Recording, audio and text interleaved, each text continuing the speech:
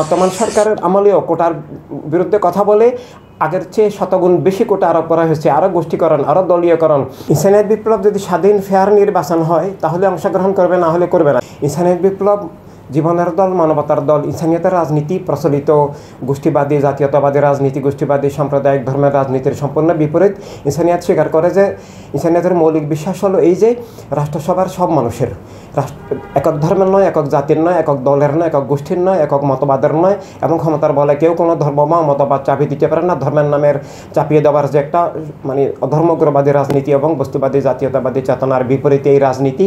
তাই ইনসানিয়ত ক্ষমতায় আসলে প্রত্যেক মানুষের জীবন মুক্ত হবে, স্বাধীন হবে, যিনি যার যার বিশ্বাস নিয়ে চলবেন। রাষ্ট্রের হক, রাষ্ট্রের সহায় সম্পদের সবাই মালিক হবেন, দুর্নীতি, খুন, জুলুম, অবিচার দূর হবে। ইনসানিয়তের বিপ্লবের মূল কথা হচ্ছে জীবন সব কিছুর ঊর্ধ্বে, জীবন সকল বস্তুর ঊর্ধ্বে, জীবন কেবল স্রষ্টার নামে, স্রষ্টার আলোকে।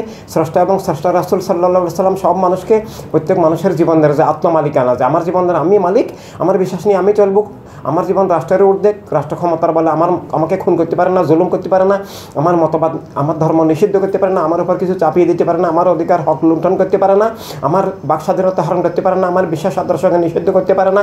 এই জীবনের আত্মমালিকানা, রাষ্ট্রীয় মালিকানা ফিরে আসবে এবং সব মানুষ স্বাধীন হবে, জীবন স্বাধীন হবে, ধর্ম স্বাধীন হবে, রাষ্ট্রের অভ্যন্তরীণ স্বাধীনতা আসবে।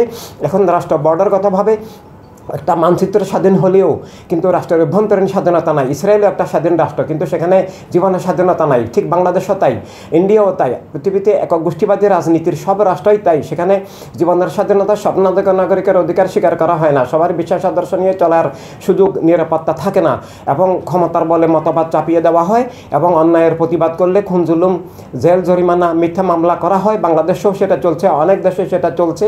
এর জন্য ইনসানিয়ত ক্ষমতায় আসা মানে প্রতিটি মানুষ তার আত্মমালিকানা, রাষ্ট্রীয় মালিকানা, জীবনের স্বাধীনতা, রাষ্ট্রের রুজির হক সব কিছু ফিরে পাওয়া। রাষ্ট্রীয় তখন দলীয়করণ হবে না। বর্তমানে দেখা যায় ক্ষমতাসীন গোষ্ঠী তাদের দলের লোকদেরকে অন্যায়ভাবে সব সুযোগ সুবিধা দেয়, ওদেরকে চাকরি বাকরি দেয়, এবং তাদের পথের দলের বিপরীত হলে চাকরিচ্যুত করে। বিগত সরকারের আমলে আমরা তাই দেখেছি। বর্তমান সরকারের আমলেও কোটার বিরুদ্ধে কথা বলে আগের চেয়ে শতগুণ বেশি কোটা আরোপ করা হয়েছে, আরও গোষ্ঠীকরণ, আরও দলীয়করণ, আরও সাম্প্রদায়িকীকরণ করা হচ্ছে। একটা বিদ্বেষের রাজনীতি, খুনের রাজনীতি, জুলুমের রাজনীতি চলছে। বসুন্ধরা টিস্যু, অশুদ্ধতার বিরুদ্ধে এক বিন্দুও ছাড় নয়। এইসব পাশবিক রাজনীতি দূর হয়ে আল্লাহ রাসূল সাল্লাল্লাহু আলাইহি ওয়াসাল্লামের ভালোবাসায়, সব মানুষের ভালোবাসা, সব মানুষের কল্যাণ সাধন করা, সব মানুষের সেবার, নিরাপত্তার রাষ্ট্র তৈরি হবে তখন, মানবতার রাষ্ট্র।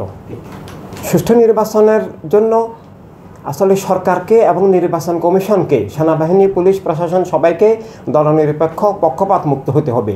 কিন্তু আমরা দেখছি বর্তমান সরকার নিজেরা এনসিপি নামে একটা দল করে, দুর্নীতির দল করে, রাষ্ট্রীয় কোষাগার ব্যবহার করে, সরকারি পৃষ্ঠপোষকতায় সেটাকে প্রতিষ্ঠা করা হচ্ছে। এভাবে সরকার যদি কোনো বিশেষ দলকে ক্ষমতায় আনার জন্য পৃষ্ঠপোষকতা করে, সরকারি কোষাগার ব্যবহার করে তাকে প্রতিষ্ঠা করে, তাহলে তাদের মাধ্যমে সুষ্ঠু নির্বাচন হবে না। বর্তমান সরকার দলনিরপেক্ষ নয়, পক্ষপাত মুক্ত নয়, তারা পক্ষপাত দুষ্ট। তো এইভাবে তাদের মাধ্যমে সুষ্ঠু নির্বাচন সম্ভব নয়। সুষ্ঠু নির্বাচন হওয়ার জন্য আমরা দলনিরপেক্ষ, পক্ষপাত মুক্ত নির্বাচনী সরকার চাই। তাদের মাধ্যমে সুষ্ঠু নির্বাচন মোটেই সম্ভব নয়। নির্বাচন নামে জালিয়াতির, প্রহসনের, গণতন্ত্র হত্যারই কেবলমাত্র আমরা আয়োজন দেখতে পাচ্ছি। আর বিভিন্ন দলের যে এই নির্বাচন অধিকার, আমরা মনে করি যে সব দলের নির্বাচনের অধিকার আছে, জনগণই। কোনো ক্ষমতার বলে সরকারের অধিকার নাই কোনো দলকে নিষিদ্ধ করার বা কোনো দলকে নির্বাচন থেকে বঞ্চিত করে রাখার। এটা কোনো মানুষের ভোটাধিকারই নাগরিকত্বের প্রথম শর্ত, এবং ভোটাধিকার হরণ করা, নাগরিকত্ব হরণ করা, কোনো দলকে রুদ্ধ করে দেওয়া, কাউকে নির্বাচনে অংশগ্রহণ করতে বাধা দেওয়া, এটা ফেসিবাদ, এটা স্বৈরতন্ত্র, এটা দস্যুতন্ত্র। জনগণই নির্ধারণ করবে কাকে ভোট দিবে, কাকে দিবে না। জনগণই রাষ্ট্রের মালিক, তাই জনগণই সেটা নির্ধারণ করবেন। ইনসানিয়ত বিপ্লব যদি স্বাধীন ফেয়ার নির্বাচন হয় তাহলে অংশগ্রহণ করবে, না হলে করবে না। যেমন আওয়ামী লীগের আমলেও আমরা যে তাদেরকে বলেছিলাম, আমরা নির্বাচন কমিশনকে বলেছিলাম, সরকারকে বলেছিলাম, আমরা হাইকোর্ট, সুপ্রিম কোর্টে রিট করেছিলাম যে সংসদ ভেঙে এবং সেনাবাহিনীর তত্ত্বাবধানে নির্বাচন দেওয়া হোক। দলীয় সরকারের অধীনে নির্বাচন, পালিত নির্বাচন কমিশনের অধীনে স্বাধীন নির্বাচন হবে না। সংসদ বহাল থাকলে ক্ষমতার বলে তারা সন্ত্রাস করেন, গুন্ডামি করেন, ভোটাধিকার থাকে না। আওয়ামী লীগ আমাদের সে কথা শুনেন নাই, তার পরিণতিতে আওয়ামী লীগ এবং গণতন্ত্র ধ্বংস হয়েছে। আজকের সরকারকেও আমরা বলছি, তারা আওয়ামী লীগের পথে অনুসরণ করছেন, তারা এনসিপিকে এবং জঙ্গিবাদী দলকে প্রশ্রয় দিচ্ছেন। দিচ্ছেন তারা দলনিরপেক্ষ নন।